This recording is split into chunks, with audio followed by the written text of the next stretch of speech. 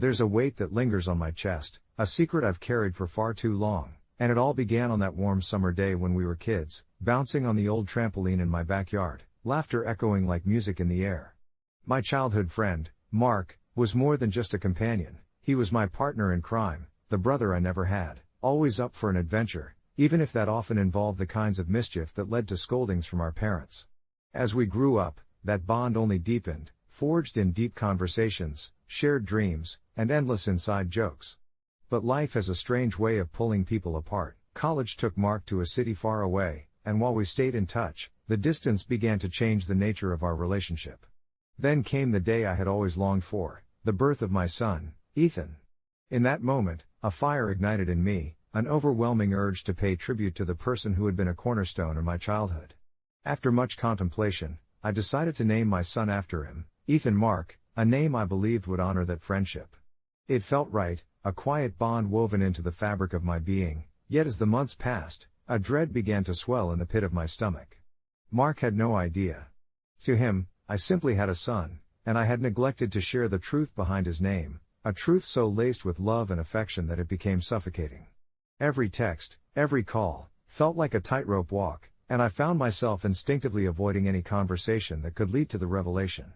The guilt gnawed at me, almost as if naming my son after him was a betrayal by keeping it from him, a part of our shared history that I denied.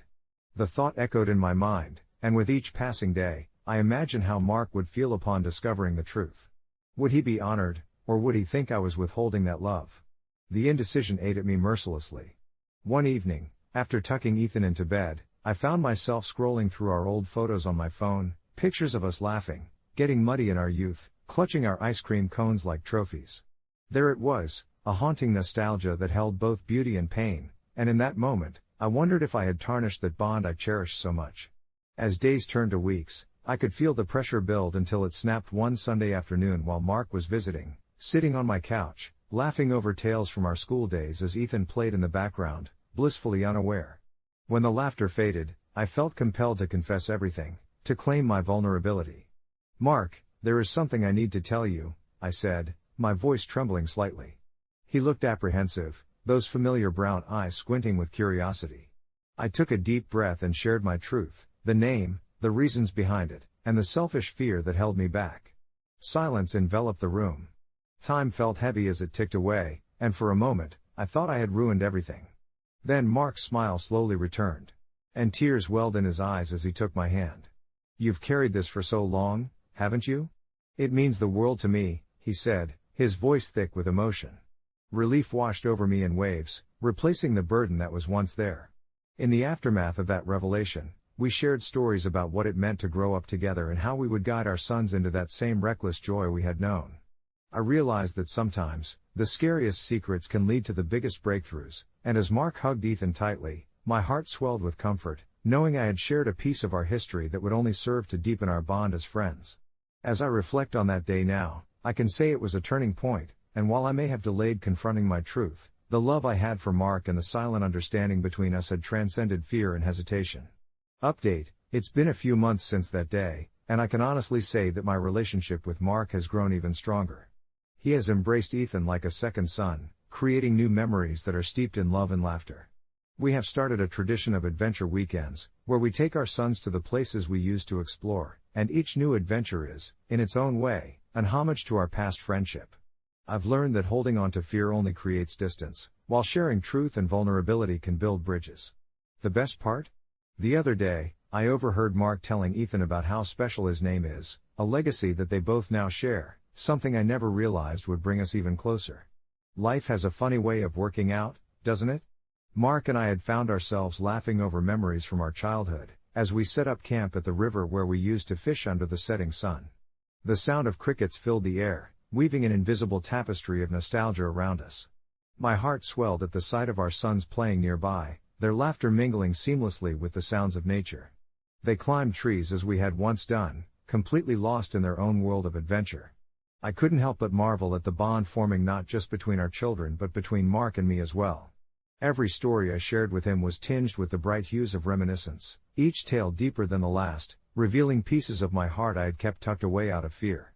The truth about Ethan's name still lingered in the air, A sweet secret that felt like a warm hug every time I caught a glimpse of Mark's easy smile. As the stars began to twinkle overhead, I took a moment to reflect on the path that had led me here, the countless moments that could have gone differently if fear had held the reins. It wasn't merely a river running alongside our camp, it felt symbolic of the bonds being forged right in front of me, flowing with potential and history all at once. So many years had passed since that fateful moment in high school, the day I knew my best friend was facing more hardships than I could understand, yet I had chosen to remain silent about the pain I felt, the loss of the friendship we once had. But tonight, with the gentle hum of nature all around, I sensed that I was ready to let go of my hesitation. I would tell him the truth about naming Ethan after him, that in the quiet moments of my son's life, I found pieces of Mark's spirit reflected back at me. It was more than just a name, it was a bridge spanning 2 generations, a reminder that love can withstand time, hurt, and misunderstandings. With the night wrapping around us like a cozy blanket, I took a deep breath, the cool night air filling my lungs, and resolved to reveal the heartfelt significance behind Ethan's name before the weekend was over. As I glanced over at Mark, my heart warmed with confidence. I was no longer afraid. That evening, as we sat around the fire, roasting marshmallows under the vast expanse of twinkling stars, I knew the sound of our children's laughter was just the beginning of a new legacy, one built on honesty and acceptance. The stillness surrounding us felt embraced by clarity, the very atmosphere nudged me forward. I marked the moment, relishing the flickering flames, the laughter, and the connection, reminding myself that what could be gained from this truth was far greater than any fear I had harbored. As I prepared to share that piece of my heart, something monumental shifted within me, the realization that having friendships rooted in vulnerability might be one of the truest forms of strength we could carry into the future. With my heart racing but my resolve firm, I waited for the right moment during our adventure weekend, a cozy bonfire under a star-studded sky. Mark was flipping burgers on the grill, the scent merging with the crisp evening air, when I saw the light of curiosity glinting in his eyes. I could feel the warmth of the fire reflecting the warmth of the moment, and it occurred to me that this was the perfect time to tell him. Our sons were wrapped in their own world, gabbing excitedly about their favorite stories and superheroes. I could hear Ethan's contagious laughter, and it pulled my attention back, reminding me of how quickly time had slipped by since Mark and I were kids ourselves, giggling over silly games and hidden treasures in the woods. I took a deep breath, gathering courage stirring within me, and I called Mark over, inviting him to join me at the edge of our gathering. He approached, holding 2 plates piled high with burgers and s'mores, a proud smile lighting his face. Ever feel like the past has a funny way of sticking around? I began, surprised at how easily the words flowed, even with the weight they carried. Mark raised an eyebrow, setting the plates down on the low wooden table as he leaned in closer, genuinely intrigued. "What's stirring in that head of yours?" I chuckled lightly, thankful that laughter had helped to diffuse the air. "It's just. You remember those days we would dream about our futures? Sitting on that rickety old swing set?"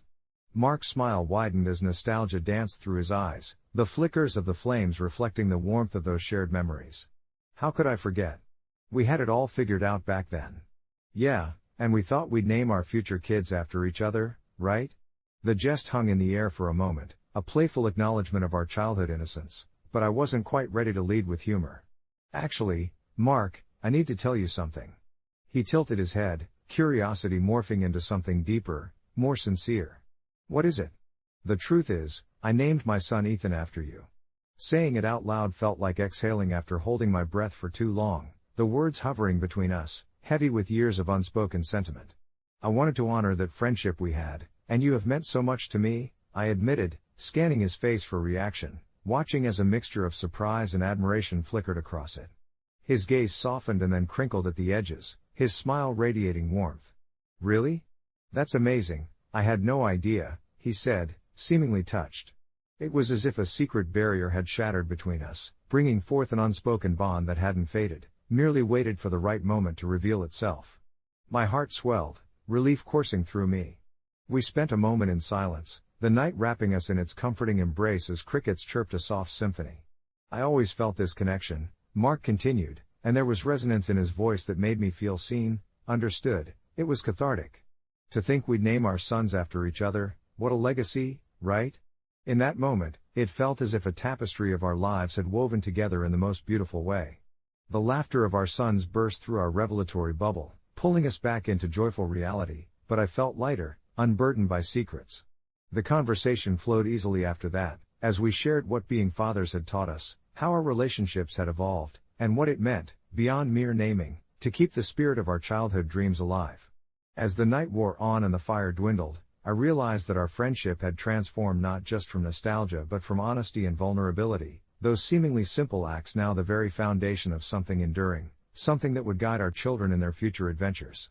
As I exchanged stories with Mark, laughing at old memories, I understood that life doesn't always unfold in the straightforward paths we envision. Sometimes it dances around corners filled with uncertainty only to reveal deeper connections than we had dared to believe possible. When the evening finally came to a close, the embers warming our goodbyes, I held on to the moment, knowing that this is what sharing life truly meant. I went home that night feeling grateful, armed with a renewed understanding of friendship and family, and pondering how this legacy of authenticity would ripple through the years ahead. With Ethan asleep in his bed, and dreams whispering promises of adventure, I realized that the future was a blank canvas, and with every moment I shared, I could paint it with love and truth. And at the end of the day, isn't that the greatest adventure of all? The fluorescent lights buzzed overhead as I sat alone at my desk, the soft click of my computer keys breaking the stillness of the late afternoon. There was a flicker of a notification on my screen, a question that had been posted to Ask Reddit, asking what topic one would choose to give a 1-hour informative speech about for $10,000 if they had no choice but to do so right then and there. The absurdity of it sparked a flicker of excitement. What if I really had to speak in front of a crowd? I found myself imagining various topics flickering through my mind. As a teacher, I had the privilege of learning alongside my students, unraveling the mysteries of the world through our discussions. My stature as a seasoned educator shifted somewhere deep within me as I fought the creeping anxiety at the thought of standing before a crowd, my heart racing at the idea of being thrust into the spotlight. After a brief moment of considering the daunting task, I settled on something that had always lingered in the background of my passions, the significance of storytelling through community history. It was a topic close to my heart, woven into the threads of my own life. I began to visualize the faces of the community members I knew, rich in stories yet unchronicled, the small-town narratives that rarely found a place in textbooks, the tales of resilience, heartbreak, and triumph shared over coffee and pie at the local diner. But as I settled into my daydream of an eager crowd nodding respectfully at my passionate presentation, a sudden shift occurred. The hum in the room became punctuated by an abrupt voice. "You have to give a speech right now." The words echoed in my mind for a moment, and I looked up, convinced I was imagining things. But the stern figure in front of me was real, a classmate from college, Mike, who had always been an extroverted whirlwind, charismatic in a way I envied. "You said you could talk about anything. This is your chance to show what you've got. $10,000. He persisted, eyes wide with an infectious enthusiasm that I couldn't quite resist. The mixture of disbelief, amusement, and an adrenaline surge washed over me. In an instant, I found my mind racing with the knowledge I wanted to impart. As I stood, I felt a familiar heaviness settle in my chest, the nagging fear of public speaking, the memories of stumbling over my words in past endeavors washed over me like waves.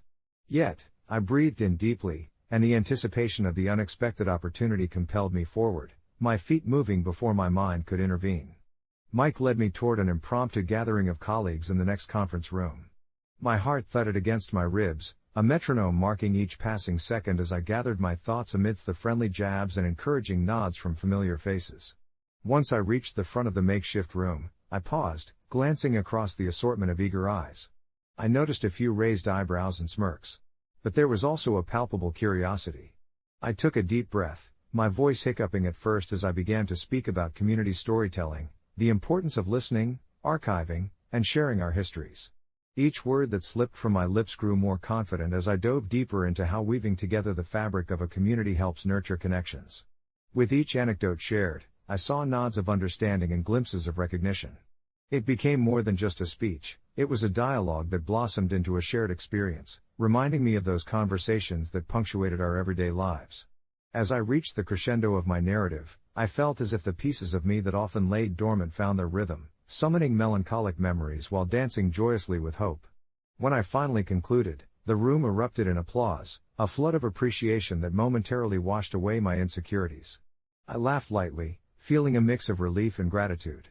As Mike approached with a cheeky grin and a mock bow, the ripples of unexpected camaraderie pushed against the boundaries of my initial awkwardness, redefining my perception of myself and the impact I could create.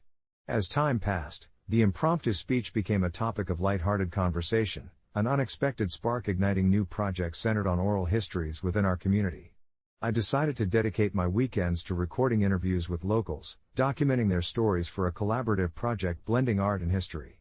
Reflecting on this experience taught me that sometimes, the greatest opportunities emerge from the most frightening moments, nudging us to grow right through our fears.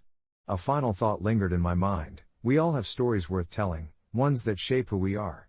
A week later, I posted an update on the thread. It had turned out the impromptu speech was merely the beginning of a beautiful venture, and as I felt the warmth of community around me, I knew I had found a piece of myself I had previously overlooked, a reminder that sometimes, the most important stories are our own. A week later, I had posted an update on the thread, sharing how that impromptu speech had turned into so much more than just a fleeting moment of terror. It dawned on me as I sat in my living room, the faint hum of the city outside a comforting backdrop, how that day had been a pebble tossed into the still waters of my life, creating ripples I hadn't anticipated. Initially, when the adrenaline had faded and the laughter of my colleagues had turned into a playful joke, I felt lightheaded, a bit disoriented about what I had opened up to. But with each passing day, the realization of the audience's genuine interest in my experiences began to take root in my mind, pushing me to explore deeper expressions of myself, into the realms of vulnerability I had long buried under layers of caution and self-doubt. So, I started a blog, gradually crafting narratives around the various facets of my life, the heartbreak of my college years, the joy of falling in love, and the quiet pangs of loneliness that sometimes sneaked in even in a crowded room. Those stories transformed, reflecting my sorrow, my laughter, and my fears in a way that felt both cleansing and electrifying, almost as if I were giving them voice for the first time. I shared it with friends, unsure about their reaction, expecting just polite nods and smiles, but instead, I received heartfelt messages of gratitude and appreciation, each one a reminder that we all navigated the same phases of life, sometimes feeling utterly alone. Encouraged, I reached out to an audience wider than my circle of acquaintances. I began to hear echoes of my thoughts and feelings reverberate through the comments and emails that flooded in. Readers shared their own tales, stories tinged with sorrow and redemption, thanking me for speaking out, as if in that open space I had created, they found a platform to unveil their truths. A month later, I hosted an online event titled Tell Your Story, inviting everyone from strangers to friends to step into the virtual spotlight and share. That night, I felt a glaze of contentment wash over me as I listened to voices from all walks of life, each one weaving pieces of their hearts into the fabric of our shared experience. It was a cacophony of human emotion and connection, resembling a melodic symphony wherein each note represented pain, growth, love, and resilience. I had no idea the event would gather hundreds, or that it would light a spark in my heart, a yearning to explore storytelling as both a medium and a means of healing for myself and others. As the sun dipped below the horizon and cast a warm glow through my window, I reflected on how a simple, terrifying moment of being thrown into the spotlight had acted as a catalyst for growth. Crafting my stories felt like stitching together broken pieces of a beautiful quilt, where each patch represented a fragment of experience, an echo of who I was and who I aimed to become. I paraphrased that sentiment in my follow-up post, sharing how the connections I had cultivated opened my eyes to the weight of our stories and how vital they are within this vast universe of forgotten voices. As the comments rolled in, filled with encouragement and resonance, I smiled at my screen, feeling the kinship that came from revealing our raw parts. Reflecting back, I realized how the task of giving an hour-long speech had propelled me forward into a journey rich with discovery, pervaded by the understanding that when we each tell our stories, however trivial they may seem, we breathe life into others, creating a vibrant tapestry of shared human experience. And as I let that thought settle comfortably in my mind, I whispered a quiet promise to myself: I would continue to share, continue to connect, and allow this newfound sense of purpose to blossom into something greater than I could ever fathom at that moment. So, I made it my mission to seek out opportunities to share my experiences, no matter how mundane they might seem on the surface. The following weekend, I found myself at a local community center, where a group of individuals from all walks of life gathered to share their truths. The atmosphere hummed with anticipation, a vibrant tapestry of voices ready to be woven together. I watched as each person stood up, some trembling with nerves, others bursting with energy, and with every story told, I felt a flicker of connection. My own turn approached, and, recalling the buzz of the audience from my first speech, I took a deep breath, recalling the way they leaned in, engaged and willing to absorb what I had to say. When I spoke, it was about vulnerability, the invisible weight it carries, the power in opening up. I shared a poignant memory from my childhood, a time when I had felt out of place and alone at school until, one day, a kindred spirit had approached me. As I recounted how that single act of friendship had turned my world upside down in the best way possible, the room filled with murmurs of recognition and connection. It was then I understood that we all grapple with our own insecurities, grappling silently until someone dares to cut through the noise and reach out. The joy of sharing and the profound weight of connection lingered long after I stepped down from that makeshift stage, and in that moment, I realized that this was the nourishment I had hungered for: validation, compassion, and understanding. Days turned into weeks, and I became a regular at the community center, leading workshops and discussions on storytelling and the power it holds, finding joy in helping others craft their narratives. The feedback was overwhelming, stories flowed like water, and each shared experience seemed to shine a light on hidden corners of our lives we might otherwise carry alone. One evening, we hosted a storytelling night that had drawn in a larger crowd than I had anticipated, a mix of familiar faces and strangers eager to share. I sat back in the corner, a warm glow settling over me, serving as a gentle reminder of how far I had come. The air buzzed with laughter, tears, and gasps, and I listened intently, feeling almost like a proud guardian of this burgeoning community.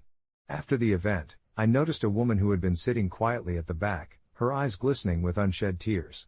When I approached her, she simply embraced me, and in that moment, I felt the undeniable power of connection, that a few shared words could transcend individual stories and shape something much bigger. A few months later, I received an unexpected message. Someone had suggested I compile the stories I had encountered into a book, separate and distinct narratives that collectively illustrated the breadth of human experience. It felt like an invitation to explore a greater purpose, a chance to preserve the moments that had touched me so deeply. It was daunting, but I took a leap of faith, pouring each tale into my own reflections until they mingled together in a rhythm that felt just right. With every chapter, I penned not just the stories but the threads that pulled our lives together, dissimilar yet intertwined. Finally, the day came when I held the first printed copy in my hands, my heart swelled with pride and vulnerability alike. As I stood at the community center table, selling the book, I was met with enemy fear and familiar joy. To my surprise, familiar faces flooded in, sharing their thoughts about how storytelling had impacted their lives and how my journey had inspired them. I felt a sense of fulfillment wash over me, a quiet recognition tinged with joy. It was no longer just about me. This had grown into an extension of us all, breathing life into the stories that shaped the fabric of our existence. People left with copies in hand and a spark in their eyes, and among them was the woman from that first storytelling night. She approached, her voice soft but resolute. "Thank you for creating this space. Thank you for gathering us." Little did she know how infinitely grateful I felt for that simple moment of acknowledgement. As the months passed and I continued sharing my book, the threads of community solidified, weaving us closer together, transforming strangers into allies, kindred spirits in shared struggles. It became clear how the act of telling stories was nothing less than an invitation to be seen. It was an avenue for us to collectively heal. My initial fears had melted away, giving me the courage to step into vulnerability, and from that, a radiant community emerged, fostering warmth and compassion. It was as if my story had been but a pebble, cast into still water, sending ripples far beyond anything I could have anticipated. There was no final chapter, only an open-ended tale of connection and resilience that carried on, echoing the sentiment I had first encountered, a reminder that we all have stories worth sharing. And as I closed my eyes at night, I let the whispers of those stories settle into my heart, a song of humanity reminding me we were all in this together, forever intertwined in the powerful, beautiful tapestry that is life. Confession: I did something terrible this past couple of weeks. It all started when I received a call from an old friend, Derek, someone I hadn't spoken to in years, and his voice felt like a distant echo of a happier time. We had been inseparable during our university days in an art program, dreaming of gallery shows and creative lives, but life had taken us down different paths. Derek moved to a bustling city to chase fame, while I settled back in our quiet hometown, working an unfulfilling job that barely allowed me to keep my modest apartment. When he called, it continued as a casual catch-up, where laughter mingled with nostalgia, but subtly there was something beneath his jovial tone, a weight. He was discouraged by how his art career was stagnating. He talked about unsuccessful exhibitions and a lack of inspiration, and with every word, a gnawing guilt unfurled inside me. You see, Derek was always the talented one, bold and expressive, while I lingered in his shadow, quietly scribbling away, sharing my works only with a select few, too afraid of criticism. He ended the call with an invitation: "Come visit," he said. "I need a fresh pair of eyes, a friend who believes in me." The excitement swallowed me whole, but along with that excitement was a pit of dread as I began to think about the situation more closely. When I arrived at his downtown loft, filled with canvases and clutter, I felt a strange cocktail of admiration and envy pulsing through my veins. He seemed so alive, but that spark of creativity I once knew looked like it was flickering out, and as I sat in his studio, watching him paint half-hearted strokes, I couldn't shake this voice in my head whispering that he might need a push. After a few days of playful banter and wine, I sat down with him one evening, the dim lights casting our shadows against the walls, and I revealed a secret I had kept for far too long. I had a collection of sketches and paintings that I knew could get him noticed, and for a fleeting moment, I believed I was doing the right thing. I borrowed pieces from my own portfolio and claimed them as unfinished works of his for one of the biggest local art events happening in a few weeks. My heart raced at the thought of heaving some semblance of success into his life, even if it was tangled in deception. Derek, eager yet oblivious, embraced the idea, turning the wheels of our old dreams as I created an email to submit the work while waiting through sleepless nights of nervous anticipation. The day of the exhibition arrived, and we stood shoulder to shoulder, our bones vibrating with excitement. The crowd was a blur, a tapestry of strangers and art lovers who came to whisper and ponder. My heart sank, melting under the weight of guilt every time someone praised the pieces as Derek's. I could feel his pride swelling with every compliment, yet all I could think about were the artists out there who had poured their souls into their work, unaware that their creativity was becoming a mask for my flaws. As the night progressed, I watched him flourish, drawing attention, and my heart ached as the applause solidified everything I had wrongfully constructed. I should have felt proud, yet each cheer drove a dagger further into my conscience. Did Derek deserve this? And what would happen when the truth unveiled itself? As the exhibition came to a close, the ominous specter of my deceit loomed large. The guilt I had buried began clawing its way to the surface, and I couldn't sleep those nights, my mind plagued with thoughts of what I had done. A week passed, and I knew I had to come clean. I told Derek about my deception in the cold light of dawn, our voices intermingling in a silence that felt heavier than words. He stared at me, shock morphing into a deep hurt, and suddenly I realized I had turned our friendship into a frayed thread hanging onto nothing. In that moment, all the laughter we had shared faded like the morning mist, and I could feel my world crumbling. Now, as I sit in my dimly lit apartment, I can't shake the guilt that has rooted itself into my bones. I wonder constantly if Derek, in all his talent, will find a way to forgive me, or if he will carry this betrayal like a stone in his pocket, a reminder of our broken bond. A part of me wishes I could take it all back, return to that moment when the lies began to weave themselves into our reality, but the truth is already out there, dancing in the ruins of what was once an innocent ambition. Derek hasn't contacted me since, and I doubt he ever will. I can only hope he finds his way back to the canvas, away from shadows of falsehood. So, here I confess, with no one left to share this burden with, an ache in my chest that serves as a reminder of the lines I crossed, and somewhere within, a flicker of hope that maybe next time, instead of reaching for validation, I'll have the courage to invite my friend to truly see me, and perhaps find healing in the genuine expression we both sought. Update: it's been a couple of months since that fateful night. I haven't spoken to Derek, but I recently saw him featured in an article about local artists making waves. He was collaborating with another artist, showcasing work that felt authentically him. I felt a strange mix of pride and heartbreak. He has continued to thrive, and now, I need to step back and allow him to own his narrative. I've begun to paint again, returning to my roots, but this time, I'm doing so with honesty, and although it feels like a small step, it's one towards becoming a better version of myself, one that refuses to tiptoe around the truth. Confession: I did something terrible this past couple of weeks.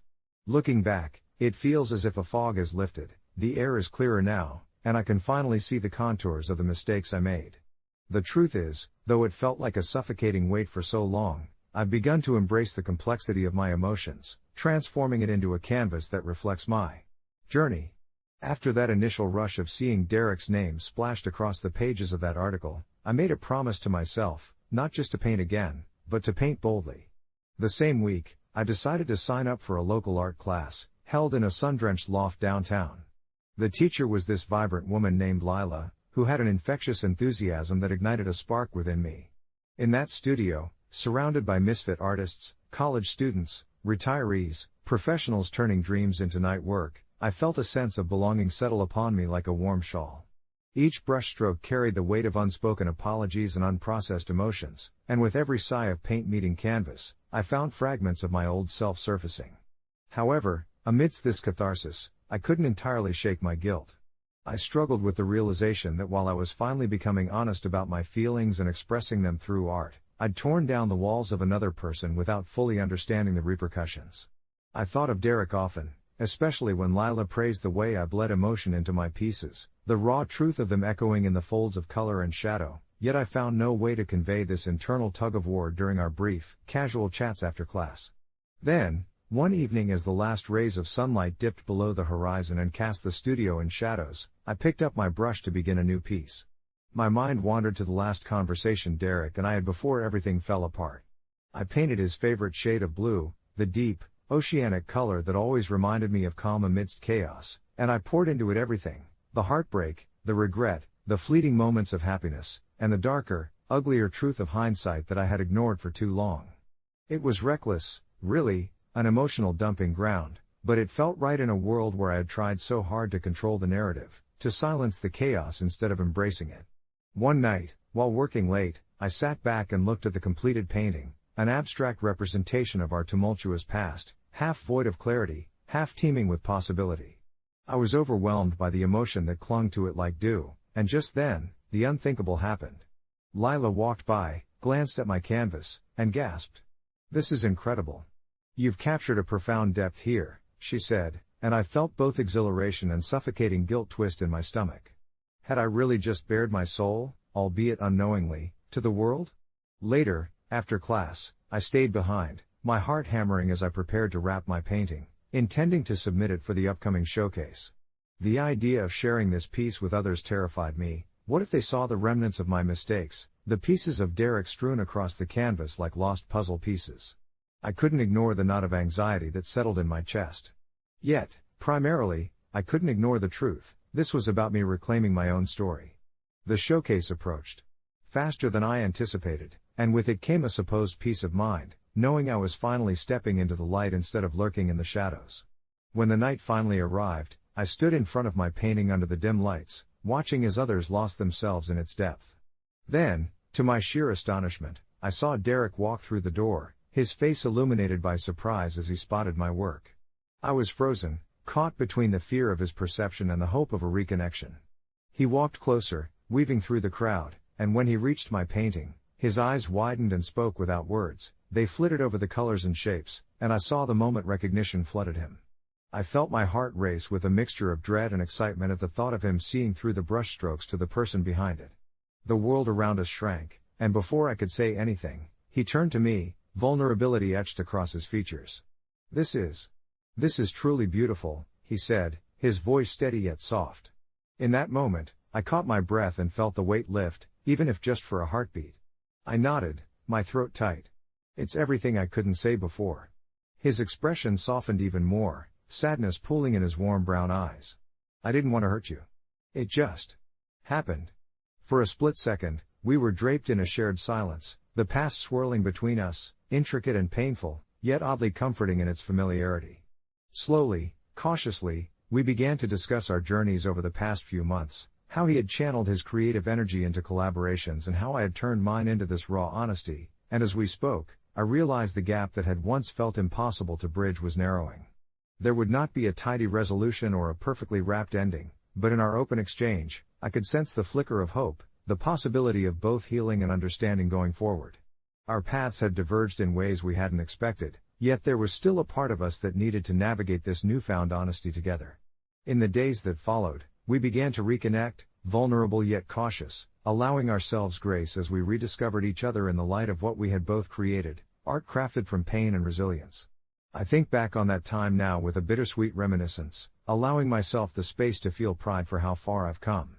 I still paint, still share, and still embrace the unfolding narrative of my story. I've learned to let the brush speak for me while crafting my own truth under the ever-turning canvas of life, one brushstroke at a time. As the days turned into weeks, my small home studio became my sanctuary, a place where I allowed every emotion to spill forth onto the canvas.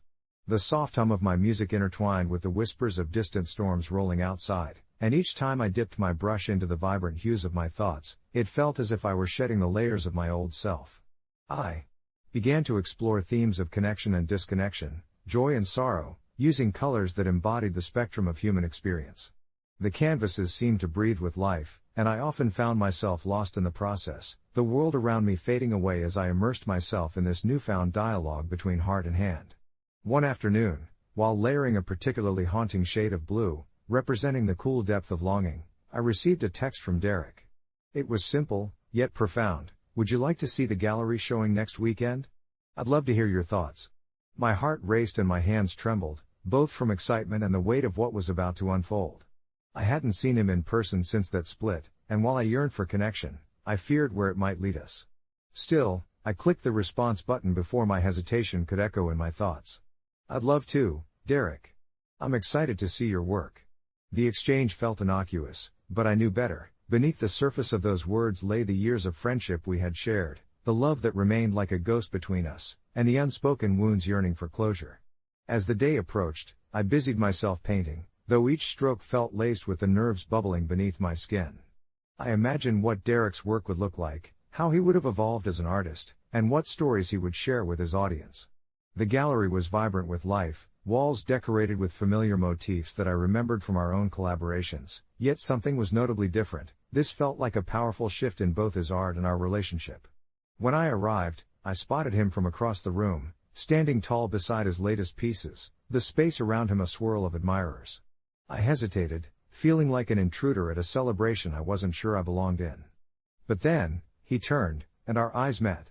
Time seemed to pause for just a heartbeat as we shared a moment of recognition. I could see the vulnerability masked behind his professional demeanor, the same vulnerability we had both learned to navigate through our respective art.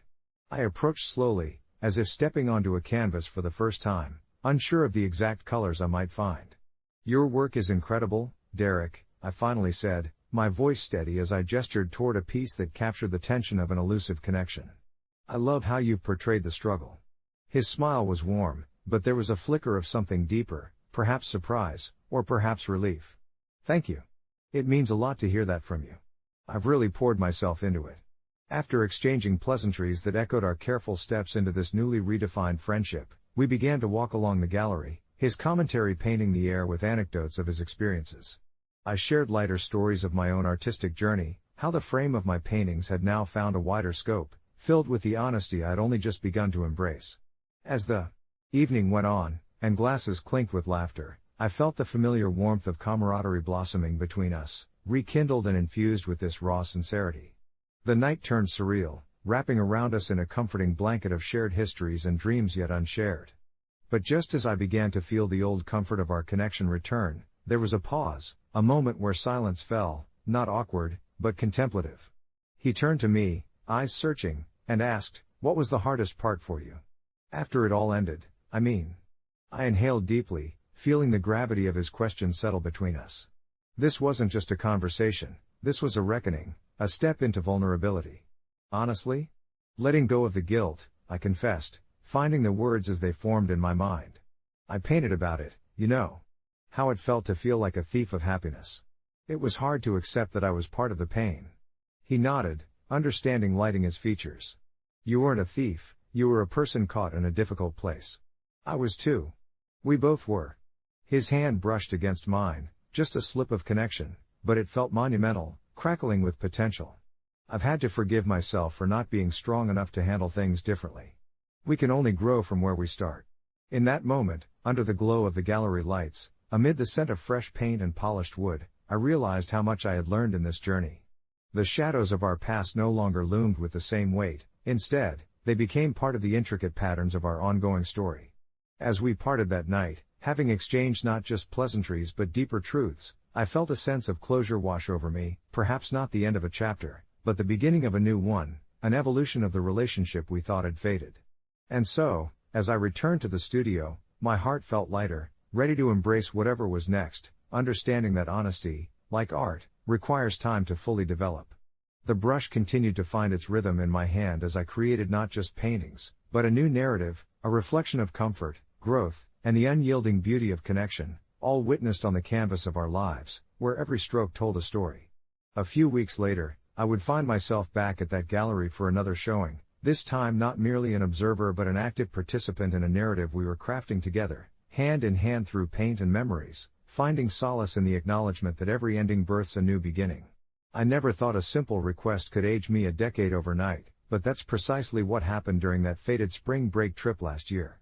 It was meant to be a promise of fun and relaxation, a chance to distance myself from the unrelenting grind of college life and the constant pressure to excel. I was just 21, teetering on the precarious edge of adulthood, enjoying the carefree days of dorm life with my closest friend, Alan. He was the type of guy who could make anyone laugh, his infectious energy always lighting up the room. Together, we decided to head to a beach house owned by his family, knowing full well that the rest of our friends would join in the chaos. The first few days were blissful, sun-kissed skin, laughter echoing against the waves, and late-night bonfires where we told stories that blurred the lines between truth and embellishment. Yet, things took a turn when one evening, while we were sprawled across the sand, Alan slipped me a drink, a potent mix of whatever liquor he'd scavenged from the others. He smirked, raised his glass, and with a teasing tone, asked, "What's the wildest thing you've ever done?" That question hung in the air like a thundercloud, nudging at my insecurities. I had spent years cultivating an image of responsibility, of being the sensible one, while Alan was the party starter. Tempted by the thrill of vulnerability in that moment, I regaled them with an old story from high school, about how I once dared to sneak into a neighbor's pool under the cover of darkness. Laughter erupted, encouraging me, pushing me to divulge more. But it wasn't long before Alan challenged me again, pushing the limits further. "You wouldn't jump off the pier, would you?" He grinned, and the eyes of our friends lit up with a mix of excitement and disbelief. The old me would have steered clear of such recklessness, but a strange blend of courage and foolishness swept over me, igniting a fierce desire to break free from my self-imposed shackles. With a nod, I found myself racing toward the edge of the dock, adrenaline coursing through my veins. I could hear my friends cheering behind me, urging me on, and before I knew it, I leapt into the crystalline depths below. The rush was exhilarating, a heady concoction of laughter, shouts, and splashes, momentarily washing away my worries. But as I resurfaced, gasping for air, joy transformed into horror as I glanced back toward the pier. Seconds later, I watched as Alan's expression changed from delight to shock. Out of the corner of my eye, I noticed someone struggling against the cold waves. In an instant, I transformed from the reckless adventurer into a lifeguard, instinct guiding my actions as I propelled through the water to reach them. I could hear the panic in their shouts, muffled by the roar of the sea, but I reached the girl just in time. Her eyes were wide with fear as I wrapped my arm around her, kicking hard against the tide, but despite my efforts, we both struggled in the frigid waters. Eventually, I managed to pull her back up to the wooden dock, panting and shivering, but all I could think about was the tide of realizations crashing over me. I had not been the brave hero, I was just a scared kid from that moment on, preferring to cling to safety even more viciously than before. The girl, it turned out, was fine, just shaken. Her grateful smile was the sole light in the rising storm of my thoughts. But that night, my recklessness morphed into something darker, deeper, as I reflected on the fine line that separates youthful adventure from genuine danger.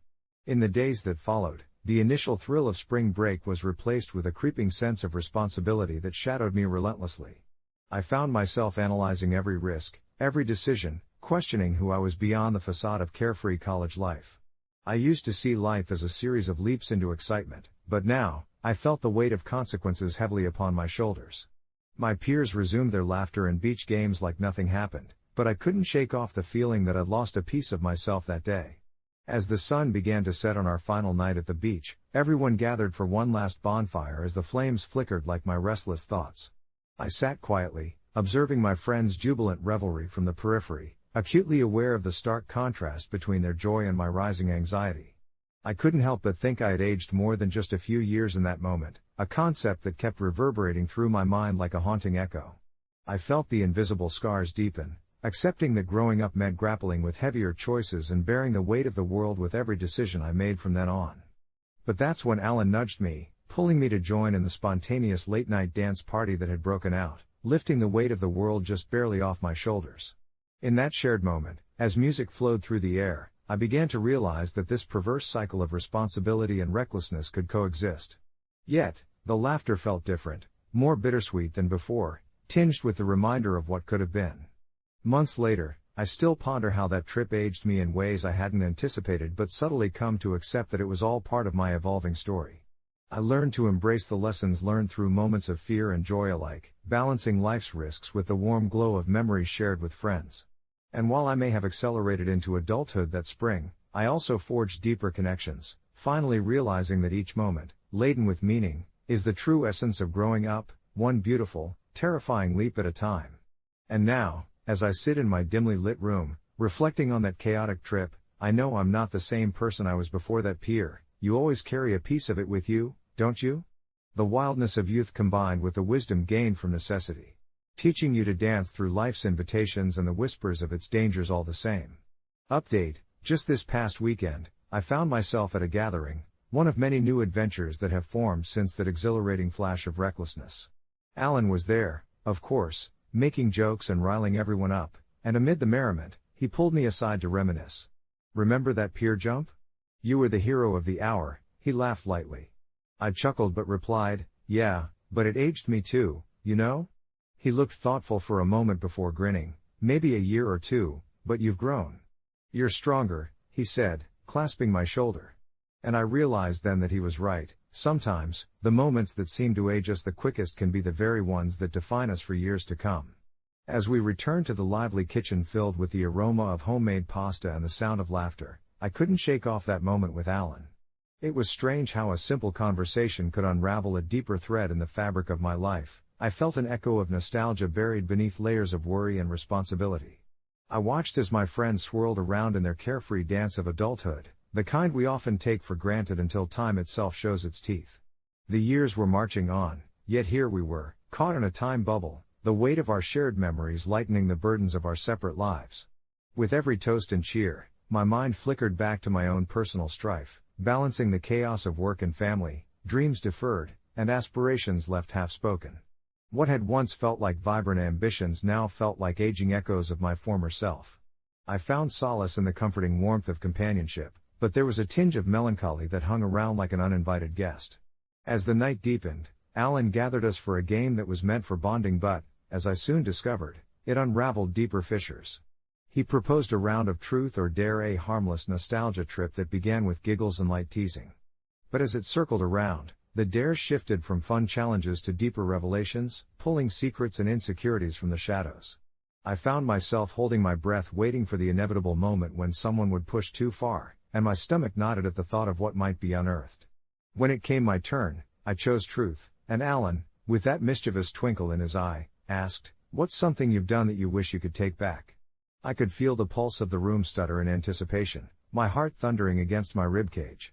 What came to mind wasn't one single action but an amalgamation of tiny moments, the sting of envy when a friend succeeded, the harsh words hurled during an argument with my partner, the silent nights that slipped by under the weight of unspoken feelings. Instead of sharing those, I found myself morphed by instinct into a version of me that swaddled vulnerability and masked it with humor. I'd take back that day I thought it would be funny to throw a cherry bomb in the school bathroom. I chuckled, the laughter hollow in my throat, and for a moment, shared laughter filled the gap where discomfort dwelled. But that laughter soon faded as the dares grew more daring, revealing true fears and regrets. It became clear that we all bore the marks of our experiences, some more than others. When it was Alan's turn again, he smirked and said, "Okay, dare me to sing a song." But something in the way he played with his drink gave it all away. The smile never quite reached his eyes. Perhaps in that moment, everyone realized, for all the laughter and bravado, we were suspended in the perils of adulthood that seemed to sap away the essence of carefree youth. As the reality of our fragile unmasking settled over us, I found myself more aware than ever of how quickly years can slip by and change us. The carefree evenings of our youth were now sprinkled with the stardust of nostalgia but marred by the gravity of regret and responsibility. Later that night, as I whispered goodnight to my friends and climbed into bed, I couldn't escape the haunting truth that came with the joy of reunion: nothing stays the same, and clinging to the past sometimes only amplifies the ache of becoming. I closed my eyes, listening to the distant echoes of laughter drifting from the party still happening down the hall, and contemplated how every trial we endured, every choice that stung, contributed to the elevation of our lives, whether we liked it or not. In the insistent quiet of the night, I understood that these seemingly aging moments, both burdens and blessings, were the very threads that stitched our stories together. I saw the glimmer of hope in change, in growth, as I came to the realization that defining those moments from the past would not just contour my existence but also establish the path for journeys yet to come. As I drifted into sleep, my mind wandered to the idea of seeking out each experience, embracing even the pain, like sculptors shaping their creations, understanding that just as love and laughter could nourish, fears and regrets could forge resilience. Life doesn't just age us, it crafts us, one unassuming night at a time. Update: a week later, after our reunion, I received a message from Alan, asking if we could meet up. Skeptical at first, I agreed, intrigued. We met at the park where we used to hang out as kids, and as we walked, he admitted that he had been struggling with his own demons, an unexpected job loss and feeling inadequate. I could see the toll it had taken on him, and somewhere within me, I realized that though life might age us, it could also connect us in newfound ways. Through that honest exchange, we made a pact to not only be there for each other but to face life's hurdles together, renewing our friendship after years of drifting apart. In that moment, it was clear, the journeys that once seemed daunting were now avenues for growth. Together we could battle the inevitability of aging, one small victory at a time. The rest of the evening unfolded like a dream, the soft golden hue of the setting sun spilling through the trees as it cast playful shadows on the grass. I felt an unexpected surge of gratitude for this gathering. It was more than just a reunion, it had morphed into a ceremony of solace, a reminder that the scars life left behind weren't just signs of hardship but also badges of honor, stories that could bridge the distances created by time and circumstance. As we lounged around the fire pit, roasting marshmallows and sharing light-hearted banter, I couldn't help but take note of Alan's infectious laughter, a sound that still echoed in my mind long after it faded. It pulled me back to simpler days, times when our biggest concerns revolved around surreptitious adventures rather than mortgages or career trajectories. Amid the laughter, I glanced around the circle of friends, observing familiar faces now softened by time, laughter lines deepening yet exuding a warmth that suggested resilience and shared history. Later in the night, when the conversation turned slanted under the weight of intimacy and vulnerability, I felt compelled to share a deeper part of my own journey. I spoke of my struggles with anxiety that had unraveled quietly beneath the surface like a steadily rising tide. The reactions varied, some expressed understanding, while others listened intently, searching for an anchor within my words, a piece of their own experience reflected back. In that space, my age felt like a cloak that had momentarily slipped away, revealing the essence of who we've all become, an understanding that time might play tricks on our bodies, but it also created richness within our souls. When the gathering finally dispersed under a pale moon, I felt that renewal swell within me, a hope that my friendship with Alan and the others would not wane again. In the days that followed, our pact became an organic ritual, as natural as breathing. We met every week, sharing meals, laughter, and the weight of our experiences. Together, we navigated our anxieties, our losses, and the nagging fears that haunted us. Slowly, I began to witness the remarkable transformation in us all. Alan found clarity in his career path, and his laughter returned, more uninhibited. I noticed that sharing our struggles didn't age us prematurely but rather added depth to our friendship, enriching our interactions in ways we hadn't fathomed before. Weeks rolled into months, and as seasons shifted, I felt a strange kinship with the years that had passed. Each joyous gathering turned into a celebration of what it meant to grow, not just older but, more importantly, evolved as individuals tethered through shared understanding. It was an unexpected journey, where the very things that threatened to age us, our fears, losses, regrets, actually forged unbreakable bonds. We learned that life was not just about the passage of time but about the richness of shared experiences, laughter that lingered long after we parted ways, and the unseen scars that told our stories of survival. Reflecting on it all, I realized that with each passing year, I felt less inclined to fear aging. Instead, I embraced it, recognizing that the moments that truly age a person are not so much the events themselves but how those events shape our hearts, our connections, and our understanding of what it means to be alive. And while life continues to throw its curveballs, challenges that will inevitably come, there's comfort in the knowledge that we are in this together, each experience a thread stitching us closer to one another. Months later, at another gathering meant to mark a cathartic year, Alan raised his glass, eyes sparkling with a fierce joy. "Here's to moving forward, to aging together," he proclaimed, a toast that resonated deeply within me. And I lifted my glass, not just to the friendships we had rekindled or the trials we had faced but to the beautiful realization that aging is but another chapter of living authentically, with cherished companions beside us. In the warmth of that moment, I also felt a silent promise to myself, never to take for granted the people who grace my life with their authenticity, influencing me more profoundly than the relentless march of time ever could. So, here's to the inevitable changes that life presents, always met with open arms and willing hearts, redefining the very essence of what it means to truly grow. And perhaps that's the greatest victory of all. Aging is not a solitary endeavor but a collective undertaking, a journey worth embarking on together. It was a quiet Tuesday evening when my life transformed into something out of a bizarre thriller, but let's backtrack a little to understand how I arrived at that moment. My name is Sarah, and I've been working as a psychiatric nurse in a small community hospital for nearly 5 years now. The setting is familiar. I often find myself in the serene yet eerie halls filled with soft whispers of patients sharing their stories, some poignant, others filled with shadows. Among them was a patient named Mike, a young man with a troubled past, a low, hypnotic voice, and a peculiar magnetism that drew me in despite the unsettling aura that seemed to follow him. I had been his primary nurse during his long stay on the ward, forging a connection that I thought was entirely professional, though there was an uneasiness at the back of my mind, an occasional flicker of something unspoken lingering in our conversations. Mike was charming in a way that felt almost dangerous. He possessed an uncanny ability to make you feel understood, even as he recounted his thoughts about paranoia and delusion. When he was discharged after several months of treatment, I should have felt relieved, but there was something there, a weight that wouldn't lift. Fast forward to the notorious night. I had just come home after a long shift, the kind of exhaustion that clings to your bones, when I found my front door slightly ajar. A chill scampered down my spine as I stepped inside, whispering to myself that I was merely tired. But as I settled into my living room, relief began to wash over me. That was when I heard it, a soft knock, almost hesitant, on my back door leading to the patio.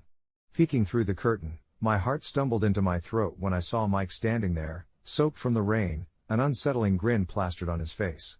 My instinct was to call the police, but when he saw me through the glass, he pressed his face closer, eyes wild yet pleading, and somehow, I found myself opening the door to let him in. "Sarah, I need your help. They've been watching me," he breathlessly insisted, and my stomach churned at the raw desperation in his voice. I tried to assess the situation, but each word he spoke wrapped tighter around my heart, squeezing it painfully.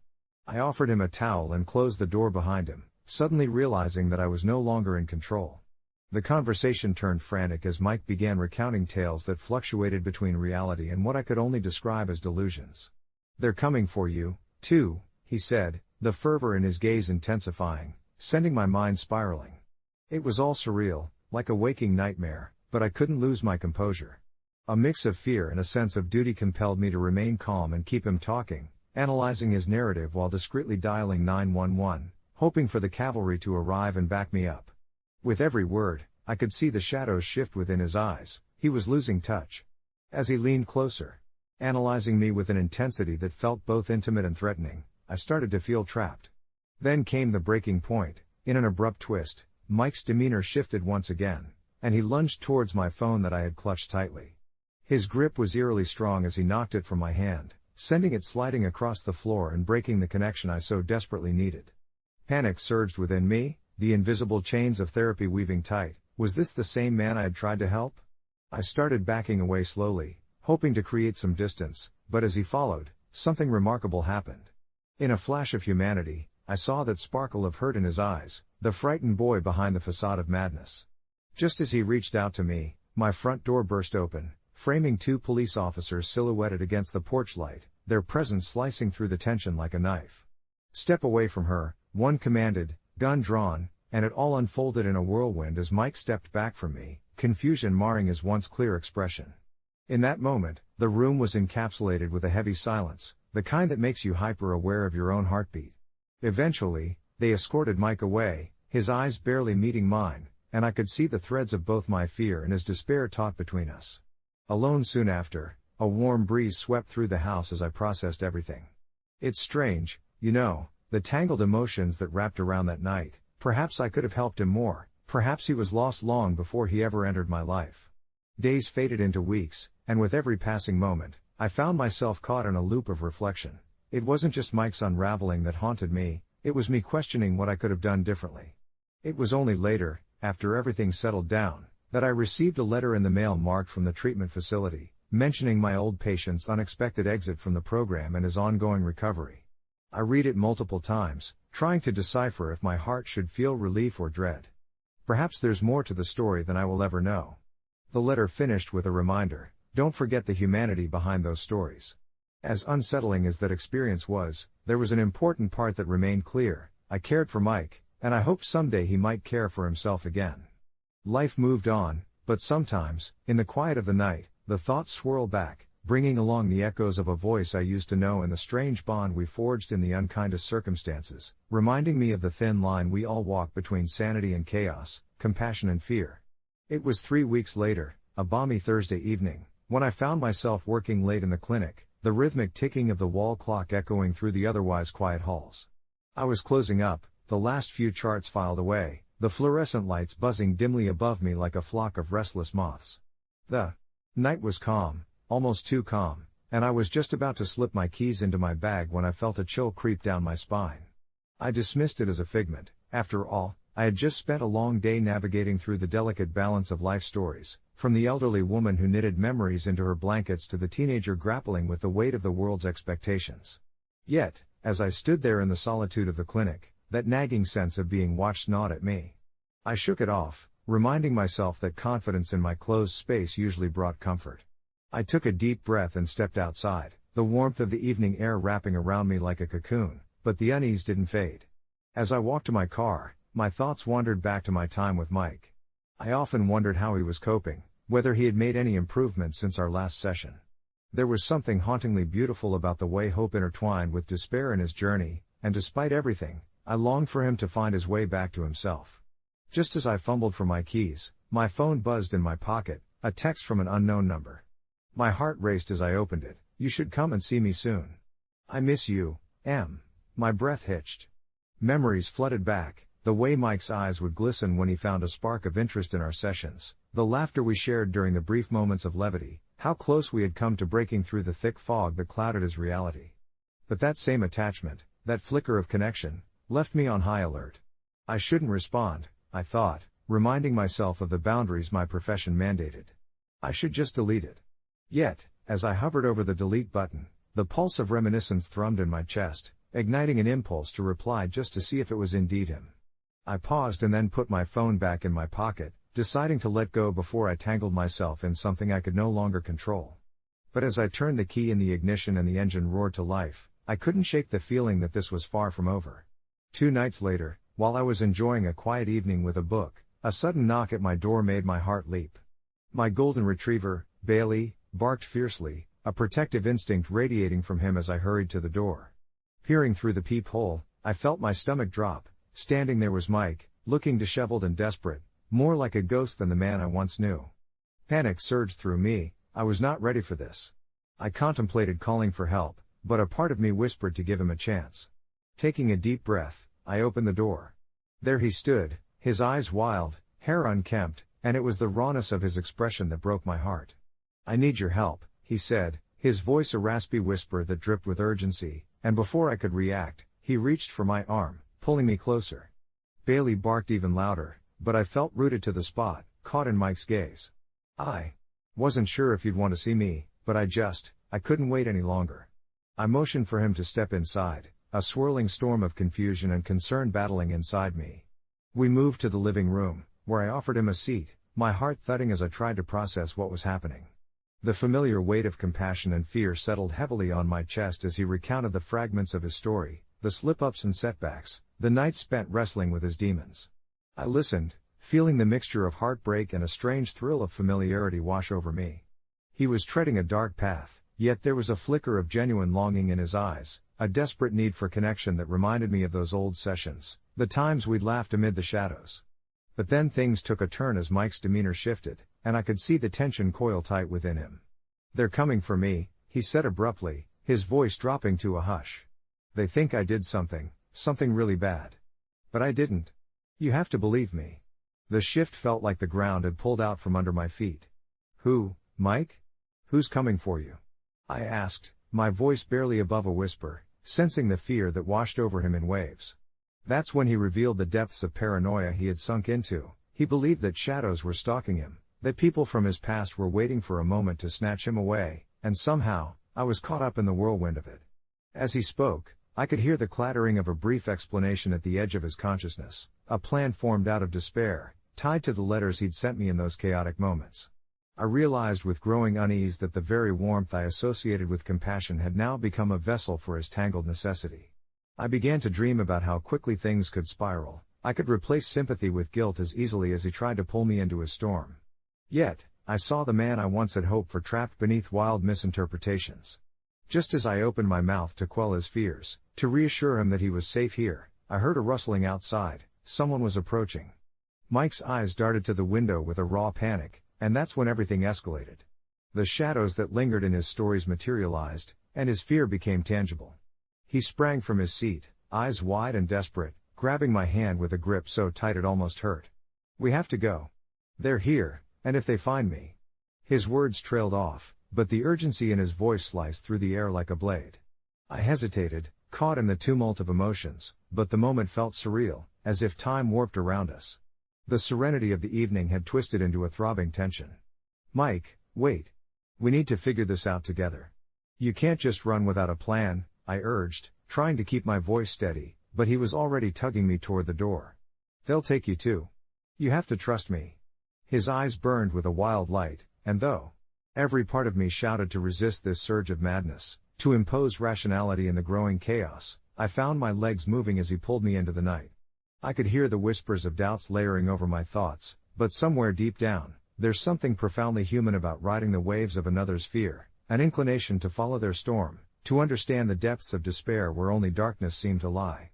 The echoing footsteps haunted our steps as we dashed down the street. It felt surreal, almost as if we were characters spun from a tale of desperation, and yet beneath all that, there was an unyielding rush of adrenaline, a glimpse of a path forged from compassion tangled within a web of confusion. I wanted to save him, but in that moment, perhaps I was just trying to save myself too. Looking back, the frantic breaths began to remind me of an unanswerable question hovering around our heads: were we running toward liberation or entrapping ourselves deeper in the labyrinth we feared? Then, as if summoned by the force of our shared panic, headlights cut through the darkness like knives, illuminating the street behind us. I felt Mike's grip tighten on my wrist, his breath hitching as we turned to face the sudden glow. A car rolled to a stop, the engine humming like a predator revving its throat. My heart raced, and then time seemed to freeze as I braced myself for whatever came next. Almost instinctively, I stepped slightly in front of Mike, protective from a threat I couldn't yet see, my body caught in a familiar rhythm of the caregiver within, acting even when fear gripped my mind. "Mike," I breathed, trying to keep my voice firm, "we need to plan, think this through." But he shook his head violently, eyes wide with fear, ready to bolt again. I could see a storm flicker in his eyes as he made the decision for both of us. I felt a heavy weight pressing against my throat as I realized, compassion's lane had transformed into a crossroads of uncertainty. The truth began to unfold, perhaps we both needed saving. The car door swung open, and a figure stepped out, their silhouette in the gleaming metal of the vehicle reflecting the fragile light of the street lamps. I could feel the grip of reality loosening in the face of a potential new beginning or terrifying end, the balance stirring in the depths of night as we stood on the precipice of the unknown. As the figure approached, I recognized the familiarity, my heart pounding in recognition that seemed too surreal amidst the chaotic backdrop. "Mike, what are you doing?" A voice cut through the tension, and I turned to see Dr. Stevenson, my colleague who had worked alongside me in the clinic. What was she doing here, at this hour? She seemed to sense how fraught the atmosphere was between us, shifting her weight slightly as she took a cautious step, her expression shifting from concern to focus. "Let's talk, let's reason this through," she said, voice calm yet intense. Mike's breaths quickened as if he was shifting from one world to another. It suddenly dawned on me how tangled compassion could become when placed on the anvil of fear and desperation, and I felt my heart wrestle with the uncertainty unfolding before us. This was the moment where I had to grasp onto hope, where I would have to open my heart and my mind as we crossed the threshold between the known and the unknown. The unexpected meeting with Dr. Stevenson held the potential to pull Mike back from the edge, the place where I could serve as a bridge back to the light. As we stood there, suspended between fear and understanding, I noticed that compassion burned brighter than chaos, shimmering in the starlit night. It flickered uncertainly, but it illuminated the path ahead, a reminder that every tangled story holds the promise of unearthing connections that find their way through the tumult. I felt a sense of calm wash over me there in the darkened street and knew we would find our way back together, however perilous the journey ahead might seem. Perhaps that's where humanity truly lies, within the fragile grace of holding one another close, amid the chaos swirling, our hands reaching out through the night. Only then could we conquer the shadows that threaten our stories. As we turned to Dr. Stevenson, the night seemed more forgiving, and I prayed that in this moment, we could begin to untangle the fears that had led us here, towards something far more profound than madness, awakening together instead of sinking deeper into despair. The uncertainty that loomed ahead bore a strange familiarity, and I simply hoped we would find solace, for not just Mike or me, but for the stories ahead yet unseen, for every whispered echo that called for healing amongst all the chaos. In the silence that followed, the possibility flickered, grounded by the echoes of connection coursing through the night, waiting for us to embrace the humanity tethered beneath it all. As the dust settled in my mind and the warmth filled the small room around me, I reflected on everything Mike had whispered in that fleeting encounter. My shift had long ended, yet a sense of urgency gripped me, a thread that tied his words to the complexities of every interaction I'd ever had with him. The sun began to dip below the horizon, painting the walls in soft hues of orange and pink, and with it, I felt the weight of the world creeping back into focus. I had walked this precarious path before. There was a time when Mike, just a fragile shadow of himself, seemed completely lost, trapped in a labyrinth of thoughts too twisted for even him to navigate. But that night, where madness brushed up against illumination, I felt the tight grip of hopelessness loosen, just a bit, creating a slight crack through which I could glimpse the light. It was the small moments often overlooked that mattered most, a shared laugh that rang loud in the sterile walls of the ward, the fleeting connection in his gaze when I acknowledged him as more than just a patient, more than a puzzle I needed to solve. But as the memories danced before me, brutally reminding me of the fine line we walk between compassion and discomfort, dread began to claw its way back into my heart. What if the fragile sense of connection I felt was merely a delusion crafted by my desperate desire to help? The very thought sent a shiver down my spine. I resolved to push those questions aside. It was an old practice now, known well to the long hours of solitary reflection I'd grown accustomed to. But before I could truly quiet those nagging voices, my quiet evening was shattered by the piercing sound of my phone vibrating on the table, the screen flashing Mike's name. With trembling hands, I answered, bracing myself. "Hello?" I said, my voice barely a whisper. "Nina?" He breathed, and in that moment, his shaky tone pulled at every empathic nerve in my body. I need help." There was a gravity there, a pull towards desperation that roused something instinctual in me to act. "Where are you, Mike?" I maintained a calm exterior, heart speeding as I rushed through the options in my mind. "I don't know where I am," he stammered, and I could hear it, the panic rising, the desperate search for safety in his words. I think I'm near that old park we used to walk through." It took a moment for the weight of that realization to settle, a place that had once been so alive, filled with laughter and shaded paths, now turned into a shadow of its former self. "Mike, listen to me. Stay where you are, I'll come find you," I instructed, already scrambling to grab my keys and jacket. Each step felt heavy, yet the thought of him lost in either a physical or emotional wilderness spurred me on.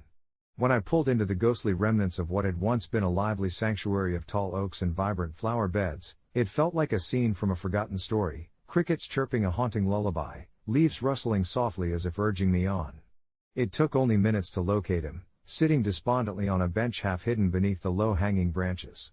His profile was gaunt and shadowed in the open-air husk of winter, but in the dim moonlight spilling overhead, I could see the tears glittering in his eyes. "I just wanted to talk," he whispered, and my heart ached. The cold seeped through my clothes as I took a seat beside him, all the while fighting the shiver fluttering through my body, reminding me of the human connection that can exist even in the most desolate circumstances. A dialogue unfolded, several unspooled threads weaving back toward connection amidst a tangle of confessions. He spoke of the darkness threatening to consume him, but as he spoke, I found something comforting in the cracks and fissures of his voice, a raw authenticity that danced around the pain like a delicate flame.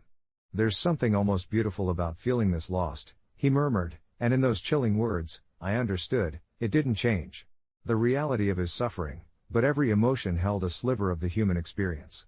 I wanted to guide him back, to show him that clarity mingled with chaos and that we could reclaim those paths we once trod together. As the moon hung low, illuminating our faces with a ghostly glow, I reached for his hand. This time, it was him who hesitated, uncertainty etched into his expression. You've always been kind, too kind for someone lost like me. Everything I feel is close to breaking, like I'll never learn how to navigate through this world, he said, fear rippling through his voice. I'm afraid I might drag you down with me. No, I said softly, realizing how much I believed in that statement. That bond you formed with me, it doesn't weigh us down. It helps lift us up. We can find the strength to navigate despair together. Silence enveloped us, but rather than feeling empty, it felt like an embrace drawing us closer.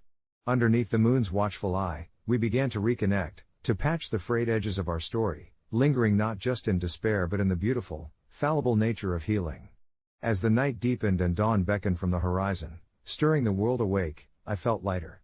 In the chaos of human connection, we discovered the tether that keeps us bound together, breathing shared humanity in a moment that could have quickly spiraled out of control. I knew we couldn't predict where this would go, but for now, it was enough to simply exist in this uncertain space, vulnerable, yet courageous, grappling with both the shadows behind us and the flickering light ahead. As I walked him home, each step a silent agreement to embrace the painful honesty of our lives, I couldn't help but feel that every whisper of pain forged a story worth sharing, inviting echoes of hope amidst the cycles of despair. And somewhere within that narrative, we might find a way forward, not just for ourselves but for the tangled voices yearning for embers of care that we all needed now more than ever.